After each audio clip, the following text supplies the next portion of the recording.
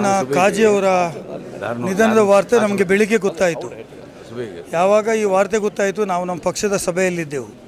ಅಲ್ಲಿಯೇ ಖಾದರ್ ಅವರು ಬಂದು ಭಾಷಣ ಮಾಡಬೇಕಾಗಿತ್ತು. ಖಾದರ್ ಅವರು ಇಮಿಡಿಯೇಟಾಗಿ ಹೇಳಿದರು, ಕಾಜಿಯವರು ನಿಧನರಾಗಿದ್ದಾರೆ, ನಾನು ಭಾಷಣ ಮಾಡೋದಿಲ್ಲ.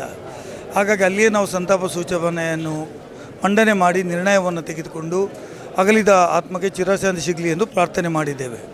ಕಾಜಿಯವರು ಇಲ್ಲಿ ಮಂಗಳೂರಿಗೆ ಸಂಬಂಧಪಟ್ಟ ಹಾಗೆ ನಾನು ಹೇಳುವುದಾದರೆ, ನಾನು ಮಂಗಳೂರು ಕೇಂದ್ರದಲ್ಲಿ ಇರ್ತಕ್ಕಂಥವನು. ಪ್ರತಿಯೊಂದು ರಂಜಾನ್ ಇರ್ಬೋದು ಅಥವಾ ಬಕ್ರೀದ್ ಇರ್ಬೋದು, ಪ್ರತಿ ಹಬ್ಬಕ್ಕೂ ನಾನು ಕೇಂದ್ರ ಮಸೀದಿಗೆ ಹೋಗ್ತಾ ಇದ್ದೆ. ಅಲ್ಲಿ ಹೋದಂಥ ಸಂದರ್ಭದಲ್ಲಿ ಅವರು ನಮ್ಮನ್ನೆಲ್ಲ ಪ್ರೀತಿಯಿಂದ ಕಂಡು ನಮ್ಮ ಹತ್ರ ಮಾತನಾಡಿ ಪ್ರತಿಯೊಬ್ಬರನ್ನು ಕೂಡ ಸೌಹಾರ್ದ ರೀತಿಯಲ್ಲಿ ಅವರು ನಮ್ಮನ್ನು ವ್ಯವಹರಿಸ್ತಾಯಿದ್ರು. ಬಹುಶಃ ಕಾಜಿಯವರು ಮಂಗಳೂರಿನ ಸೌಹಾರ್ದತೆಯ ಒಂದು ಕೇಂದ್ರ ಆಗಿದ್ದರು. ಇವತ್ತು ಅವರ ನಿಧನದಿಂದ ನಾನು ಈಗಾಗಲೇ ಇಬ್ರಾಹಿಂ ಕೋಡಿಜಾಲ್ ಹತ್ರ ಮಾತಾಡ್ತಾ ಬರ್ತಾ ಇದ್ದೆ.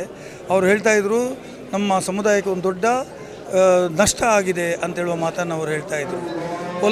ಎಲ್ಲರನ್ನು ಆಕ್ಸೆಪ್ಟೇಬಲ್, ಎಲ್ಲರೂ ಕೂಡ ಅವರನ್ನು ಸ್ವೀಕಾರ ಮಾಡ್ತಕ್ಕಂಥ ಒಬ್ಬ ವ್ಯಕ್ತಿ ಆಗಿದ್ದರು. ಮತ್ತು ಮುಸ್ಲಿಂ ಧರ್ಮದಲ್ಲಿ ಅವರು ಕೊಟ್ಟಂಥ ಸೇವೆ, ಅವರು ಧಾರ್ಮಿಕ ಗುರುವಾಗಿ ಕೊಟ್ಟಂಥ ಸೇವೆ ಮತ್ತು ಅನೇಕ ಶಿಷ್ಯವೃಂದವನ್ನು ಹೊಂದಿಕೊಂಡಿರ್ತಕ್ಕಂಥದ್ದು.